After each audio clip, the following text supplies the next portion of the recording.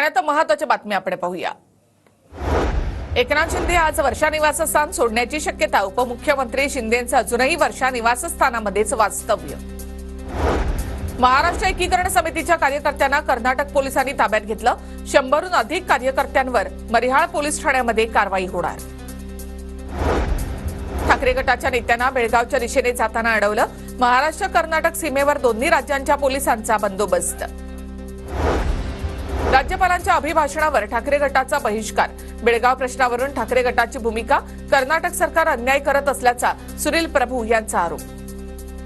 2 दिवस एकीकरण समितीच्या कार्यकर्त्यांना मराठी तिकडे असलेल्या आपल्या बांधवांना जे धरपकड सुरू केली आहे पोलिसांनी, त्याच्या निषेधार्थ आज राज्यपालाच्या अभिभाषणावरती शिवसेना उद्धव बाळासाहेब ठाकरे यांच्या पक्षाच्या सर्व आमदारांनी बहिष्कार टाकलाय।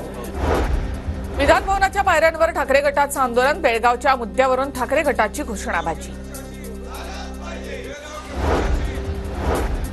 महाविकास आघाडीच्या सरकारच्या काळामध्ये मंत्री असताना शिंदेंकडे सीमा भागाची विशेष जबाबदारी होती। शिंदेंनी कधीही बेळगावच्या जनतेकडे पाहिलं नाही, राऊतांचा आरोप। एकनाथ शिंदे हे राज्यात मंत्री असताना, चंद्रकांत पाटील हे राज्यात मंत्री असताना त्यांच्याकडे सीमा भागाचा विशेष कार्यभार होता। पण एकनाथ शिंदे कधीही बेळगावात जाऊन त्यांनी सीमावासियांची गाऱ्हाणे ऐकली नाही। बेळगावचं आंदोलन झालं तेव्हा शिंदे साहेब 1.25 महिने जेलमध्ये होते, तेव्हा राऊतांच्या हातात बिनाशाईचा पेन होता। गुलाबराव पाटलांची टीका। एकनाथ शिंदे हे ज्यावेळेस बेळगावचं आंदोलन झालं तर 1.25 महिने जेलमध्ये छगन भुजबळ साहेबांबरोबर राहिलेले हे त्यांना माहीत नसेल। त्यावेळेस संजय राऊतांच्या हातामध्ये फक्त पेन होता, तोही बिनाशाईचा होता। त्यामुळे त्यांना या गोष्टी काय माहीत असणार आहे। आम्ही मराठी माणसांसोबत अन्याय सहन करणार नाही। बेळगावला केंद्रशासित प्रदेश घोषित करा। आमदार आदित्य ठाकरे यांची मागणी। सरकार कोणाचंही असलं तरी आम्ही मराठी माणसाच्या सोबत राहू, अन्याय हा सहन करणार नाही, ही ठाम भूमिका आमची आहे। आणि म्हणून त्यावेळी जी मागणी होती ती आज देखील आहे की बेळगावला लगेच केंद्रशासित केलं पाहिजे आणि त्यानंतरच पुढचा निकाल काही लागला पाहिजे। पंतप्रधान मोदींनी बेळगावचा प्रश्न सोडवावा। केंद्रात आणि राज्यात सरकार तुमचं, मग बेळगावचा प्रश्न का नाही सोडवत? नाना पटोले यांचा सवाल। देशातला बेळगावचा मुद्दा त्यांनी पुढाकार घेऊन चांगला करावा, ही भूमिका काँग्रेस पार्टीची आहे। मागच्या वेळेस इथेही सरकार तुमचंच, देशातही सरकार तुमचं आणि राज्यातही कर्नाटकमध्येही सरकार तुमचं, का नाही सोडवलं? महाविकास आघाडीच्या नेत्यांकडे मार्कडवाडीला जाण्यासाठी वेळ, मात्र बेळगावला जायला वेळ नाही। अतुल भातखळकरांचा टोला। महाराष्ट्र सरकार केंद्र सरकारकडे न्याय मागणार। एकनाथ शिंदे बेळगावला जाणार। दिलीप लांडे यांची प्रतिक्रिया। आघाडी धर्म पाळत मानखुर्द आणि भिवंडीमध्ये ठाकरेंनी उमेदवार दिला नाही। ठाकरेंनी उमेदवार दिला असता तर अबू आझमी जिंकले नसते, राऊतांची प्रतिक्रिया।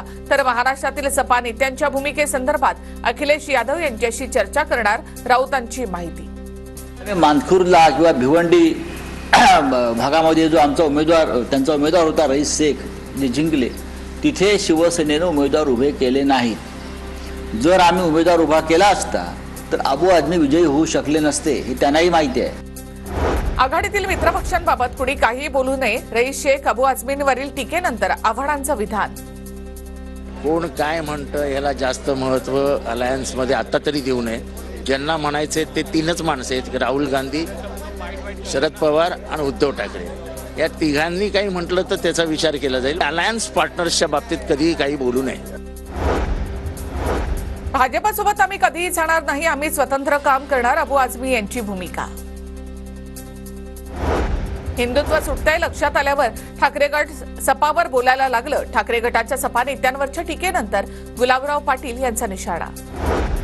वक्फ बोर्ड मनमानी कारभाराने लोकांवर दहशत पसरवतंय। लातूरमधील जमिनीवर वक्फ बोर्डानं दावा सांगितल्यानंतर राज ठाकरे यांचा सरकारला सवाल। गोपीचंद पडळकर आणि सदाभाऊ खोत उद्या मार्कडवाडीमध्ये जाणार। उद्या सकाळी 10 वाजता मार्कडवाडी गावाला भेट देणार। मेट्रो 9च्या डोंगरी कारशेडसाठी 1400 झाडांची कत्तल। दैसार ते मीरा रोड या मेट्रो 9 मार्गिकेतील कारशेडसाठी झाडांची कत्तल होणार। पर्यावरण तज्ज्ञ, पर्यावरण प्रेमींचा मात्र विरोध। छत्रपती संभाजीनगरच्या क्रांती चौकात ईव्हीएम विरोधामध्ये आंदोलन। आंबेडकरी चळवळीच्या वतीने आंदोलन। ईव्हीएम विरोधामध्ये आंबेडकरी चळवळीकडून तीव्र निदर्शनं। शरद पवार गटाच्या पराभूत उमेदवारांची दिल्लीमध्ये बैठक। पवार गटाचे पराभूत उमेदवार पवारांच्या भेटीनंतर ईव्हीएम विरोधामध्ये याचिका दाखल करणार। नांदेडमध्ये 75 केंद्रांवरील व्हीव्हीपॅट ईव्हीएम मतांची तपासणी. लोकसभेच्या 30, विधानसभेच्या 45 मतदान केंद्रांचे आकड्यांची पुन्हा एकदा तपासणी. आकडेवारी अचूक, जिल्हाधिकाऱ्यांची माहिती. जतमध्ये अफजल खान वधाच्या पोस्टरवरून गोपीचंद पडळकर आक्रमक. पोलिसांनी पोस्टर फाडल्याचा आरोप. चौकशी करण्याची पडळकरांची मागणी.